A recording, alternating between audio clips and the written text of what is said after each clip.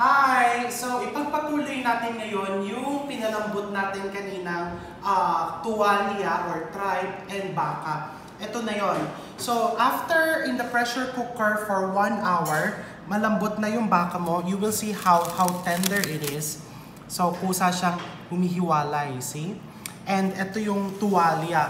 Tinakpan ko yung baka ng cling wrap directly on the surface para hindi siya magtuyot. Kasi pag nagtuyot yan, hindi siya masarap kainin and medyo, when the moisture evaporates, masyadong malaki yung shrinkage. Mapapansin mo bakit paliit ng paliit yung baka. So, pagka ready na yan, pwede mo nang gawin yung iyong kare-kare. Very, very easy. This would only take 5 to 10 minutes and then meron ka ng kare-kare. First, we turn on the heat.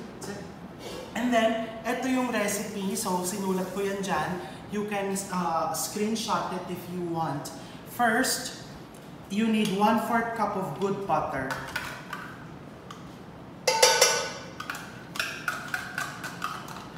Okay? So, naglalagay ako dito ng 1/4 cup of good butter. So, alam ko, katulad ng mga una kong pinost na videos, meron na namang magsasend sa akin ng message and sasabihan ako na, oh, the real kare-kare, walang butter yan. But again, this is my kare-kare. I'm going to eat it. My guests are going to eat it. And I love Julia Child. So, butter is life. And after testing this recipe, ginawa ko na to last year. It's really delicious with the butter. So, if you don't like butter, it's very simple. Huwag mong lagyan. And then put cooking oil. Okay. Butter and cooking oil. 1/4 cup butter, 1/4 cup cooking oil. And then lalagyan mo din yan ng 2 tablespoons of... Bubuksan ka lang. Dear, pakibuksan mo nga, please. Lalagyan ko yan ng 2 tablespoons of achuete powder. Achuete powder will give it the nice color and also a very good flavor. Traditional achuete flavor. So, 2 tablespoons of achuete powder.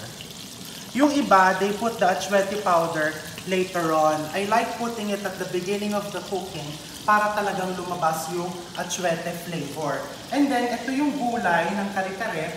Meron akong onions dito. Igigisa ko din. Isasama ko dyan onions. And then my garlic.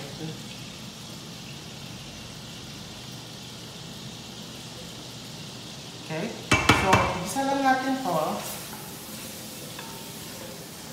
Dinigisa ko lang yan. Isasama ko din dito yung atsara. Hirap na hirap siya bago niya nabuksan to. So, hindi na pinakita sa video. Sorry, not atsara, bagoong or di alamang. I'm going to use the same spoon. So, you put 2 tablespoons of your... Wag mo nang i-video yung bote kasi as much as possible, baka kasi isipin nila that I'm promoting brands, but I'm actually not. When I cook for myself, I try to use the brands that I really want to use for myself. Yung gusto kong kainin talaga. Not because I got it for free or somebody sponsored me ng ganitong brand. So yan, igisa mo lang yan. Again, this is the butter, the oil, nilagay mo yung achuete powder, onions, garlic, and then nilagyan mo ng alamang or bagoong. Okay? And then into this, I am going to put in the stock. Dito natin pinakulo yung ating tripe, the tuwalya, and the beef. So, ibuhos mo lang.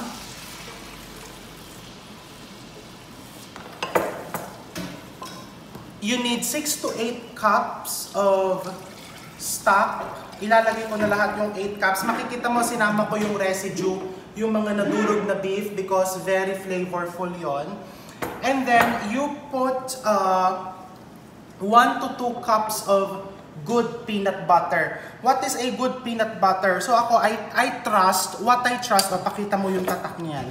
What I trust are local Filipino brands na nakalakihan natin. Kasi tayong mga Pinoy, masyado tayong mapanuri, especially sa pagkain. And kalimitan, ito pinapalaman natin everyday for breakfast. So everyday din natin na-check if the quality is changing or not. And fortunately, Pinoy style peanut butter, ganun pa din ang lasa nila. hindi nagbabago. And of course, manamis-namis. Gusto natin for the kare-kare is medyo manamis-namis. Yung iba nga, if you like it sweeter, pwede mo pang lagyan ng konti pang asukal. So you just put 1 and 1/2 cups or 2 cups kung gusto mong mas matapang yung peanut butter flavor. And then, kung medyo matatabangan ka dito sa sauce ng kare-kare mo, what you can put is patis. Of course, I always use this, the Thai patis. Okay? So, I'm going to bring this to a full boil. Pag kumulo yan, very basic, ilalagay ko na lang itong aking, this is your tripe, beef, and then uunahin kong ilagay itong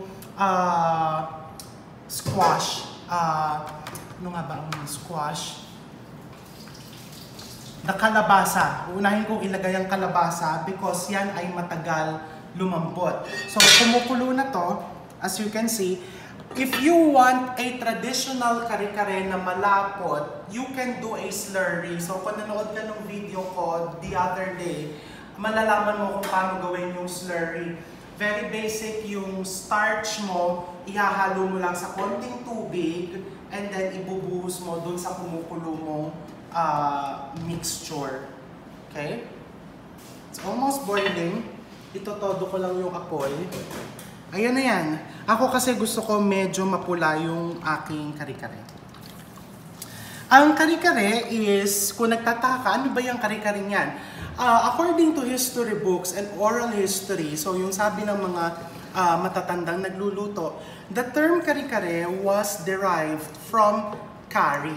When you say curry, it is an Asian term referring to sauce, or basically parang curry. So sabi nila, kung ang Thai, ang Malaysia, ang Indonesia, Singapore, may kanya-kanyang versions ng curry, ito naman yung ating curry, local curry, which is of course your kare-kare.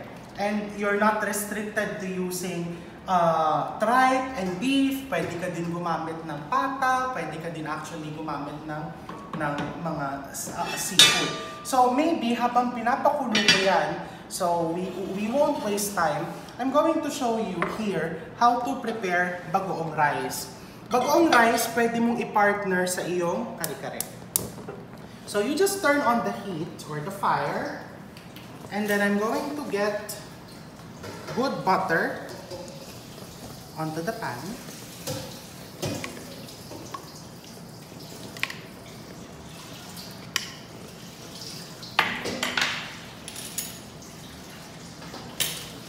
And then you put your bagoong. 1 to 2 tablespoons to 3 tablespoons. Okay. Then I just get this. Ipa-fried rice ko lang yan.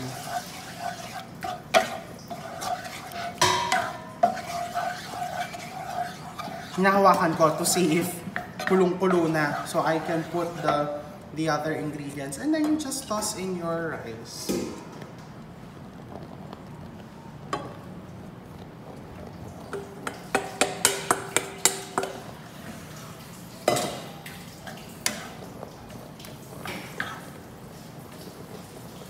And of course, yung iba kasi nakasanayan talaga for kare-kare is plain rice. Mag-serve ka din ng plain rice and at the same time, i-serve mo din to. Mamaya kasi I have a visitor.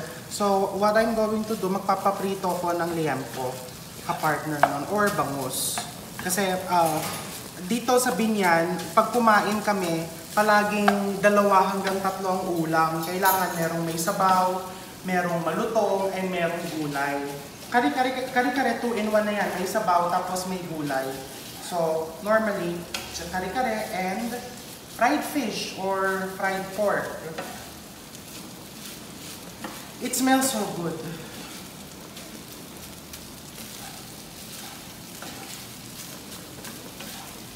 Okay? See? Boiling. Ito yung sinasabi ko, kung hindi ka, gusto mong mas malapot, magsaslurry ka. Or pwede ka pa magdagdag ng peanut butter. Here, pakilagyan ako ng tubig dyan. sa hawak mo yan. So, maglagay pa tayo ng konting peanut butter. You know, how do you know if the peanut butter is real? Na walang halong harina? Kasi di ba, others complain, ba't ganun yung lasa ng peanut butter? Hindi ko malasahan masyado yung peanut, parang may sumasabit sa lalamunan ko. Kasi may halong flour yon. Pag nagluto ka ng kare-kare, and nakita mong biglang lumapot yung sauce mo, even without putting any starch, ibig sabihin nun, may harinang halo yung nabili mong peanut butter. Okay? So, I'm going to do slurry. Tubig ito, and then ilalagay ko lang yung kasama starch. Kung gusto mo na traditional, pwede ka din gumamit ng rice flour. Kasi yung ibagal lang ko nga nilalagay, giniling na bigas. Pampalapot ng kare-kare.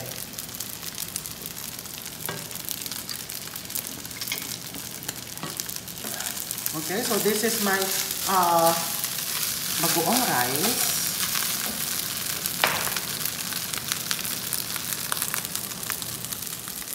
Habang kumukulo kasi yan, lalapot pa ng lalapot yan.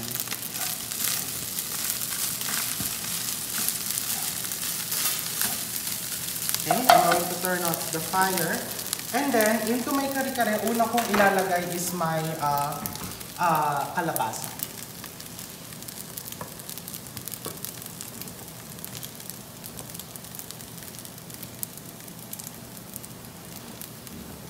Hindi ko ilalagay lahat yan kasi meron pa akong isang batch na lulutuin mamaya.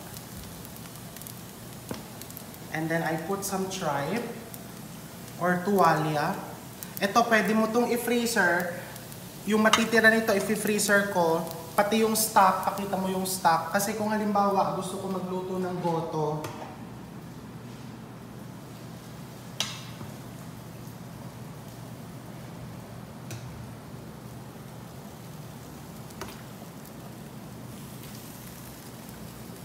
Right?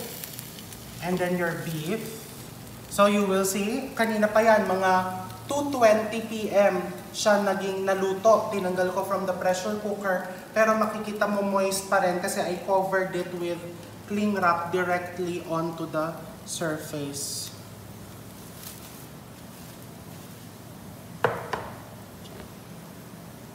Okay. And then, pwede mo pang lagyan ng slurry yan kung gusto mo mas malapot. We put more slurry. And then, pakukuluin ko yan bago ko tikman, bago ko i-final season. And of course, ang turo sa akin ng nanay ko for everything that Filipino foods that I cook is I always put suka. Because the suka will prolong the shelf life of whatever dish, especially yung mga ganito na may peanut butter. So lalagyan ko lang ng konting suka, and then of course, wag mong hahaluin, otherwise mahihilaw yung suka. You wait for it to boil totally before you stir it. And then I put garlic, toasted garlic here. Ayan, pagka kumulo na daw yan, yung suka is naluluto na, hindi na siya mahihilaw. Hindi na maglalasang hilaw.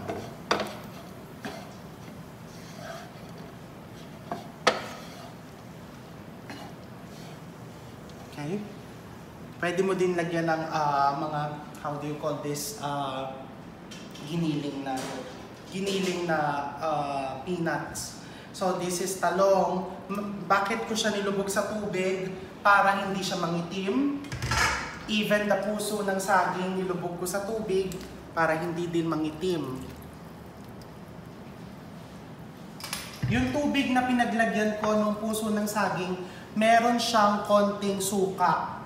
Nilagyan ko ng konting suka para mawala yung, anong tawag dito, mancha ng puso ng saging. Ayan. So, normally yan, tatakpan mo, tapos pagbukas mo, ready to serve na yan. You put more toasted garlic. So, para hindi na kayo mainip, kunwari na lang, naluto na yung gulay, I'll put toasted garlic. Ayan, i-zoom mo yung video. Pasensya na kayo, my production is very, very simple. Humihila lang ako ng tao from from our kitchen to take my videos. Hopefully in the near future, I'll be able to get someone to edit it.